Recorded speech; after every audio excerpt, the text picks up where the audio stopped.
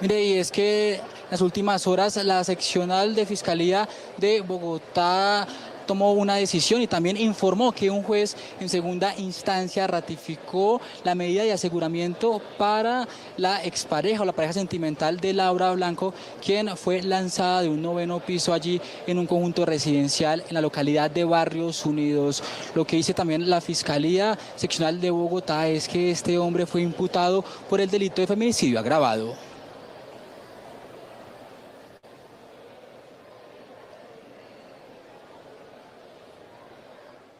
Si esta noticia le interesó o quiere conocer más, no olvide suscribirse en nuestro canal de YouTube, que es gratis, visitar eltiempo.com o seguirnos en nuestras redes sociales.